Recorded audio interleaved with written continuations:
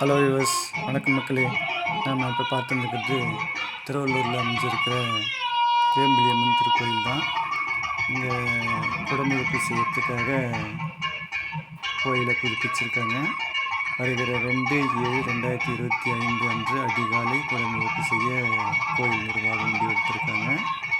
அதுக்காக இன்றைக்கி 29/6/2025 அன்றைக்கி இப்போது வாஸ்து சாந்தி ஹோமம் நடைபெற்றுன்னு இருக்குது.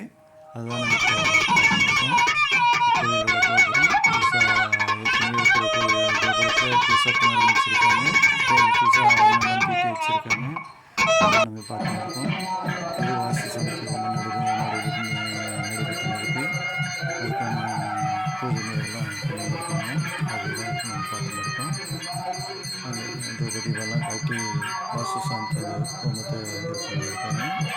இது அங்கே உற்சவர் சிலைக்கு இந்த தினமும் பூஜை நடந்துன்னு இருக்குது. கும்பாபிஷேகம் ஆரம்பிச்சதுலேருந்து உற்சவர்கள் இருக்காங்க. இது குடமுழுக்குக்கான இந்த கலசம், அதுக்கான கலசம்லாம் ரெடி பண்ணி வச்சுருக்காங்க. குடமுழுக்கு சேர்த்து யாக வெளியில் கலசத்தை வைக்கிறதுக்காக இல்லை கலசம்லாம் தயார் நிலையில் இருக்குது. இது அந்த கோயில் பின்னாடி இருக்க சப்தகன்னி மாதர் அந்த பீடம் ஏற்கனவே இருந்தது. இப்போ புனரமைச்சு இப்போ நல்லா அழகாக மேம்படுத்தியிருக்காங்க. இதுதான் யாக வேள்வி நடத்துகிற யாகசாலை. இன்றைக்கி தான் வாஸ்து சாந்தி ஹோமம் நடைபெற்றிருக்கு.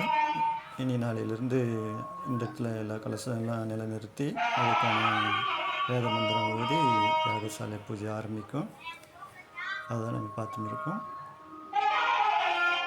பாருங்கள், எல்லா பணியும் சிறப்பாக நடந்து முடிஞ்சு கும்பாபிஷேக தயாராக இருக்குது. இன்றைக்கி வாஸ்து சாந்தி ஹோமம் நடைபெற்றுன்னு இருக்குது கோயில் முன்புறம்.